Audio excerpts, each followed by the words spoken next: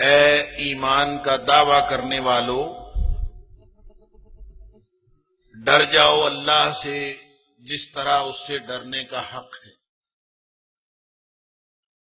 اور ہرگز نہ مرنا سوائے اس کے کہ اس سے پہلے پہلے صحیح معنوں میں مطیع اور فرمانبردار بن جاؤ،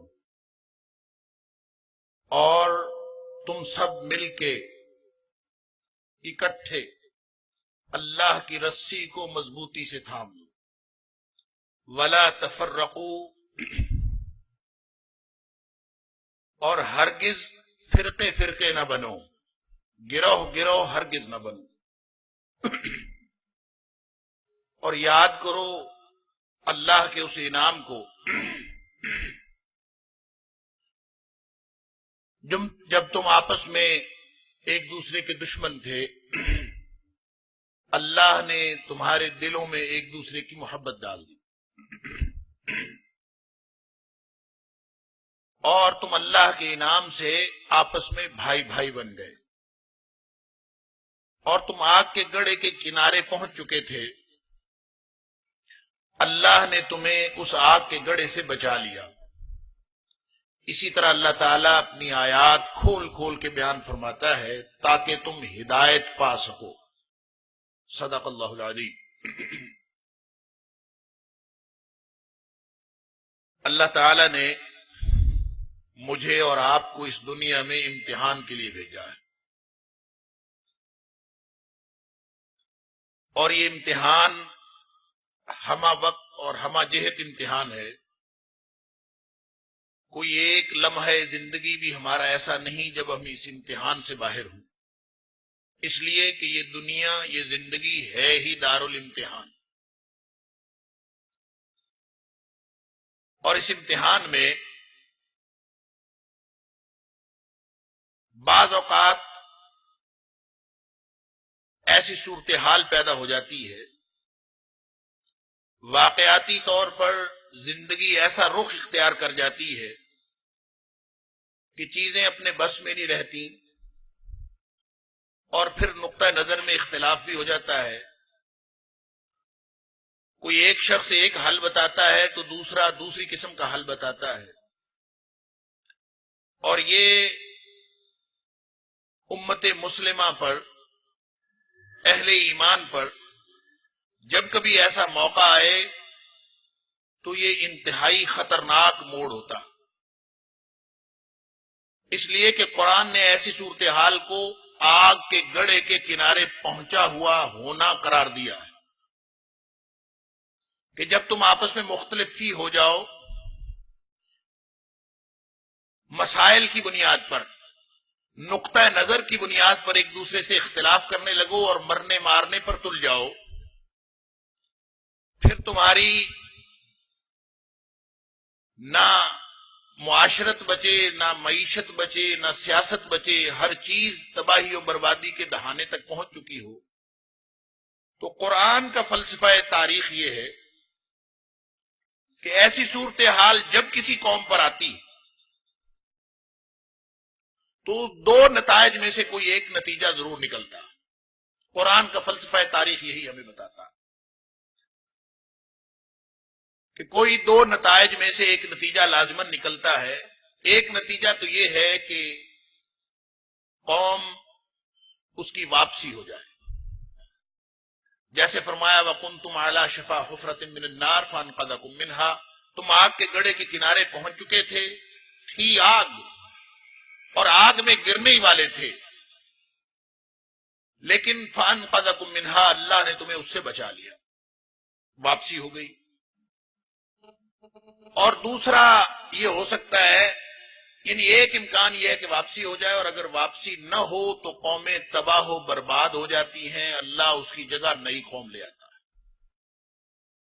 لہذا دو میں سے ایک نتیجہ لازماً نکلتا، چاہے قوموں کی واپسی ہو جائے، چاہے قوموں کی تباہی و بربادی ہو جائے، دو میں سے ایک نتیجہ لازمی نکلتا ہے۔ کبھی ایسی صورتحال ہمیشہ کے لیے رہ نہیں سکتی۔ یہ الگ بات ہے کہ واپسی ہو چاہے تباہی ہو، وہ ایک دن میں نہیں ہوتی۔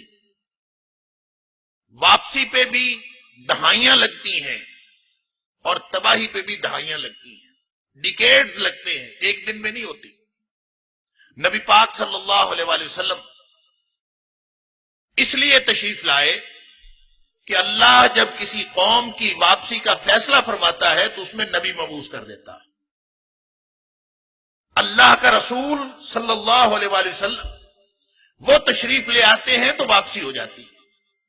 اور اللہ تعالیٰ فرماتے ہیں وَاذْكُرُوا نِعْمَةَ اللَّهِ إِذْ كُنْتُمْ أَعْدَاءً فَأَلَّفَ بَيْنَ قُلُوبِكُمْ فَأَصْبَحْتُمْ بِنِعْمَتِهِ إِخْوَانًا۔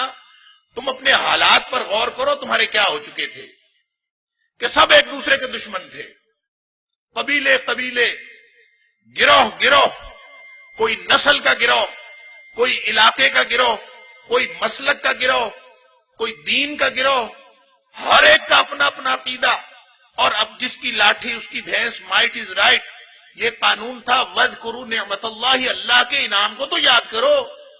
اذ کنتم اعداء، تم تو ایک دوسرے کے دشمن تھے۔ تو پھر کیا ہوا؟ کون سا واقعہ ہوا کہ فَأَلَّفَ بَيْنَ قُلُوبِكُمْ فَأَصْبَحْتُمْ بِنِعْمَتِهِ إِخْوَانًا؟ وہ کیا تبدیلی آئی؟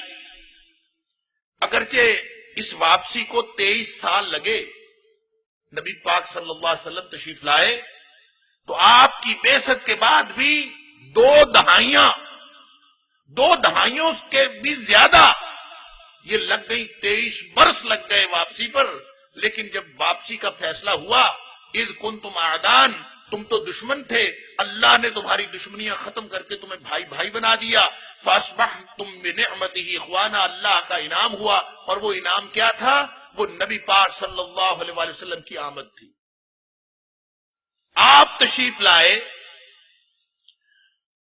تو وہ سارے خطرے ٹل گئے۔ وَكُنْتُمْ عَلَى شَفَا حُفْرَةٍ مِّنَ النَّارِ، آگ کے گڑھے کے کنارے پہنچے ہوئے تھے، بس گرنے کو ہی تھے۔ اگر نبی پاک صلی اللہ علیہ وسلم تشریف نہ لاتے تو اس کا مطلب ہے کہ آگ کے گڑھے میں تو قوم گرنے والی تھی۔ اللہ تعالیٰ نے بچا لیا، فَانْقَذَكُم مِّنْهَا، اللہ نے بچا لیا۔ اور اب اللہ تعالیٰ ہمیں حکم دیتا ہے، مجھے اور آپ کو اور قرب قیامت کے ہم سب امتیوں کو، کہ وَاعْتَصِمُوا بِحَبْلِ اللَّهِ جَمِيعًا وَلَا تَفَرَّقُوا، لوگو تم سب مل کر اللہ کی رسی کو پکڑے رکھو، مضبوطی کے ساتھ تھامے رکھو، اور الگ الگ ہو کے نہیں تھامنا، جمیعاً اکٹھے ہو کے تھامنا ہے۔ اور ساتھ آگے کہانی بتا دی، وَاذْكُرُوا نِعْمَةَ اللَّهِ، یاد کر لو اس واقعے کو جب اس وقت دشمنیاں تھیں، اس وقت دشمنیاں تھیں، اس وقت انسان کا دشمن تھا، تو اس وقت ساری باہمی الفت کی وجہ نبی کریم صلی اللہ علیہ وآلہ وسلم قرار پائے۔ اور اگر آج دشمنیاں ہیں تو آج باہمی الفت و محبت کی وجہ کیا ہوگی؟ جب اللہ فیصلہ کرتا ہے کسی قوم کی واپسی کا تو اس میں اللہ نبی مبعوث کر دیتا ہے، لیکن نبی کریم صلی اللہ علیہ وآلہ وسلم کے بعد اب قیامت تک نبوت تو آنی کوئی نہیں۔ اب قیامت تک نبوت تو نبی کریم صلی اللہ علیہ وسلم کی چلنی ہے، اب نبی اور رسول کوئی نہیں آنا۔ اب ایک ہی آخری نبی حضرت محمد کریم صلی اللہ علیہ وآلہ وسلم وہ تشریف لے آئے، اب اس کے بعد کوئی نبی نہیں آنا۔ تو اب کام کن پر آ پڑا؟ اب کن کے کندھے پر کام آن پڑا؟